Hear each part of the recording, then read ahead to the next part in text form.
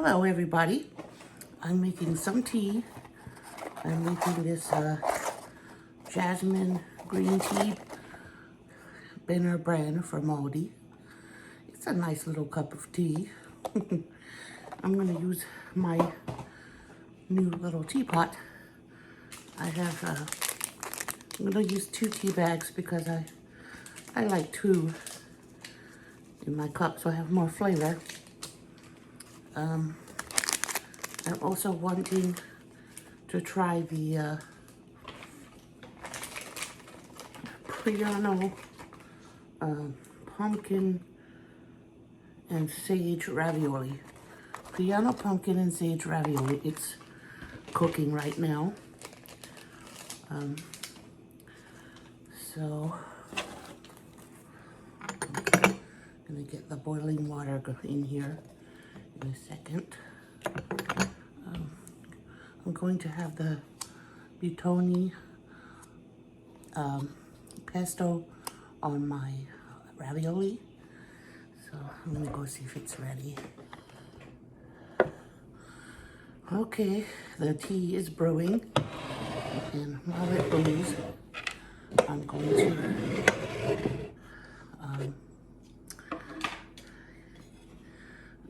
to put the pesto on. So I can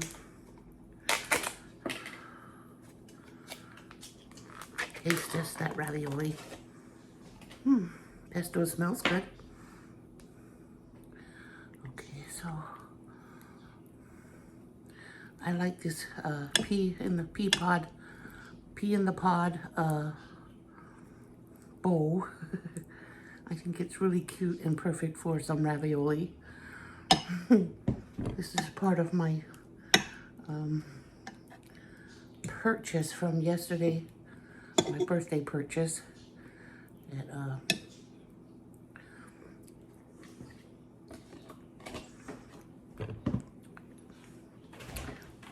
the Salvation Army. Okay, that Buitoni tastes really good.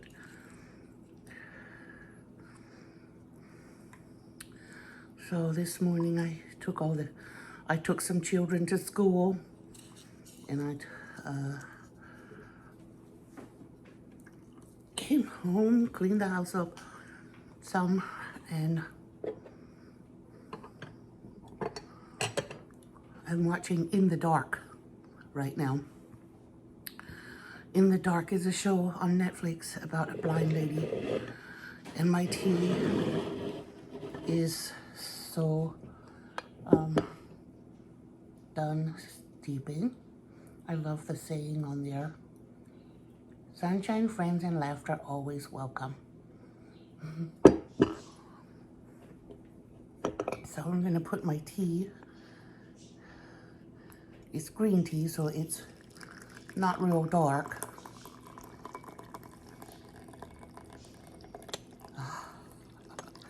Wow, that was fun. That's a fun little, that's fun, really. So much fun. All right. Bismillah. Bismillah.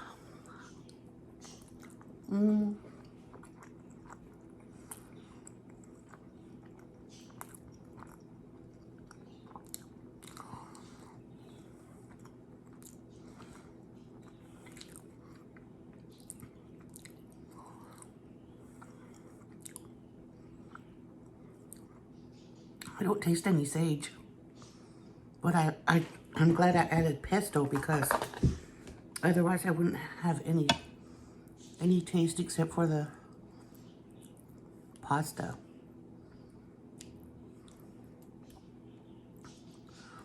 Yeah, pesto is definitely makes it worthwhile. This pesto is really good and creamy. I got it from Kroger. We had it reduced for $1.50, so I put some in the freezer. Pesto is freezable, so I'm happy. Okay.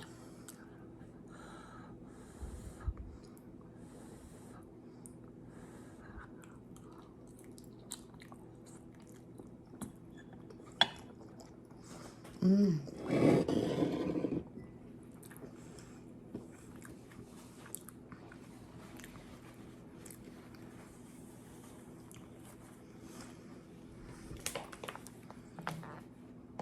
have a little water.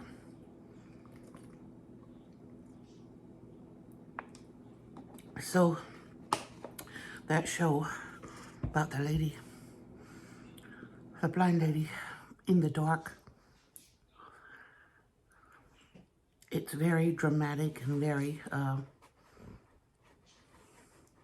action-filled. She's actually a better investigator than the police are in the show.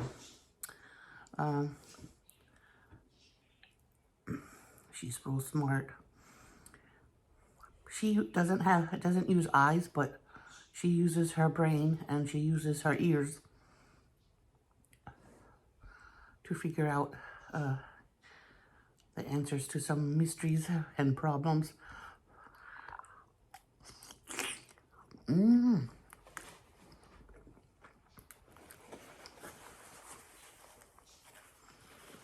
So good.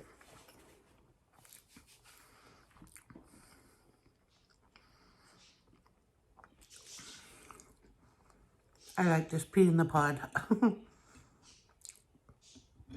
I almost wish I had cooked some peas to put in here too.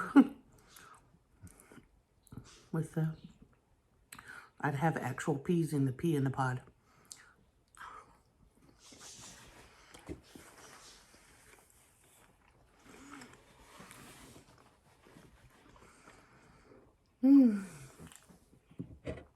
This little pot is just too cute. $2.99 for the 3-piece set.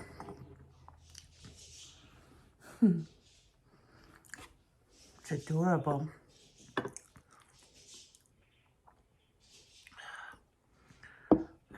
I'm always looking for teapots. I'm going to keep looking for teapots. I might find some more cute ones. Yesterday I saw, besides this one, I saw 2 others. But the other 2, they were bigger, which I would have liked, but I didn't really like the design.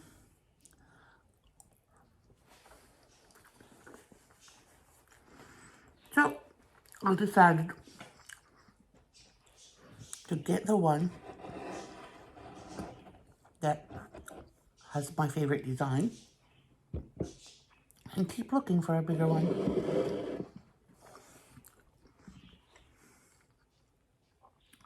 I think what I'm actually looking for is plain white in the bigger one. Or something that grabs me like this one. I read a little in that Spooky South book yesterday. I read one of the little tales. It made me chuckle because it was about black cats.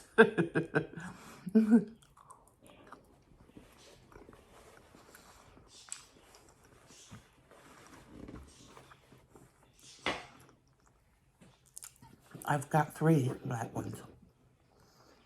So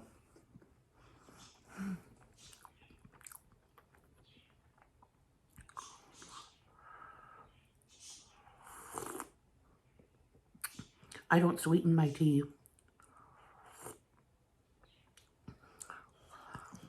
I like it unsweet. Anyway, so that story was about, the name of it is Wait Till Emmett Comes.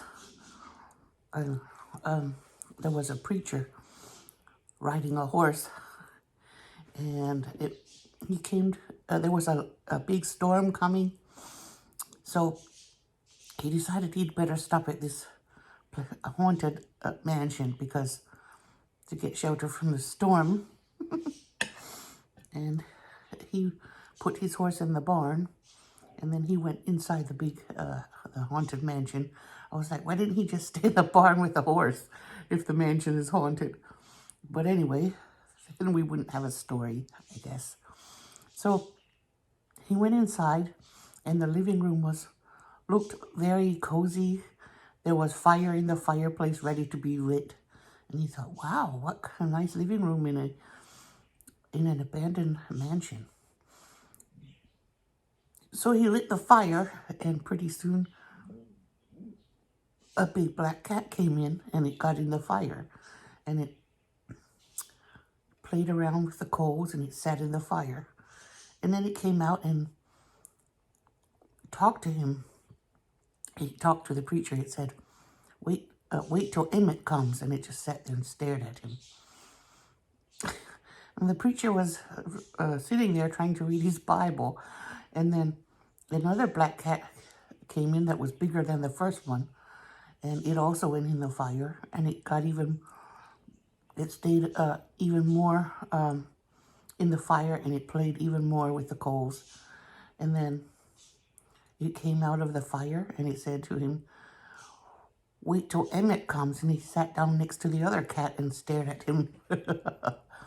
And then a third cat came that was bigger than any cat he'd ever seen before. And it went in the fire and it laid down and it chewed on the coals and spit them out. And then it came out of the fire and it sat down in front of him and it said, wait till Emmett comes.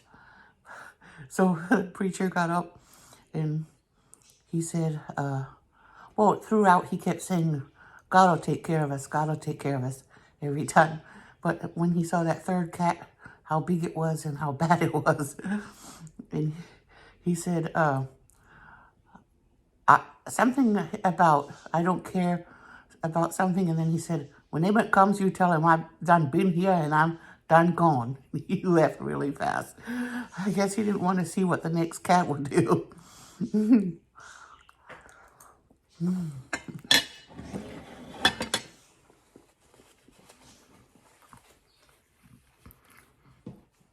It was pretty funny. So, I'll be reading a couple more of those stories. Maybe I'll paraphrase some more for you.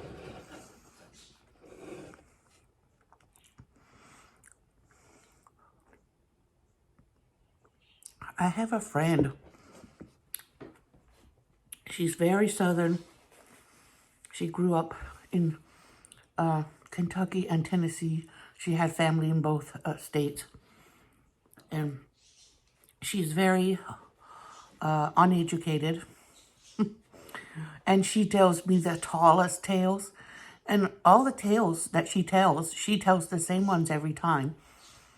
So I know all the tales she tells, but it's still funny to hear her tell these tales about spooky things that have happened to her in her life. And I enjoy those spooky Southern tales for some reason. And I don't know if, I'm pretty sure the tales she tells are just tales. But I still enjoy them. Anyway, maybe, I wanted to tell a story about each of my grandfathers. My grandfather, my dad's father, used to have a feed mill where they grind grains and things to make animal food for the farm animals and for all the neighbors' farm animals and everyone who wanted to stop and buy food for their animals. And he had an air horn connected so that if somebody opened the door at night trying to steal things, the air horn would go off. So one night he heard someone, he wasn't sleeping well, and they sleep with the windows open because they don't have AC. So in the summer, they sleep with the windows open. And he said in the night he heard someone coming to the mill. I think maybe the horn went off a little or something. Because as the guy tried to slide the door in the mill, excuse me, he told the dog was sleeping on the porch outside the bedroom window. So my grandfather said, go get him. Skip, go get him. Skip was a bulldog, a big white or pale colored bulldog, and he took off running, and my grandfather heard the sound of feet flying through the cornfield, and the dog was raced after that person, and he said in the morning he went out in the cornfield and he found the seat of that guy's pants in the cornfield. And I love that story, and I've heard it more times. But he always liked that dog because he bit the seat off someone's pants. Anyway, it was probably a thief. So, and then a story from my mom's dad, the other grandfather. One time when I was pretty small, my family took us to Pennsylvania to visit, and all of us kids got in the wagon and rode with my grandfather. And he was joking around with us, and then we stopped at a butcher shop, and when he came out, he had a jar of some white stuff, and he showed it to us. When he got up in the buggy and he started driving, and then he lifted up that jar so all of us in the back could see, and he said, brains. He bought a jar of calf's brains to eat. He took it home and he fried it in a pan like eggs, and he sat down and ate his brains. I never forgot that. Anyway, it's time to go. I hope you all enjoyed my little stories. Have a blessed week. Bye-bye.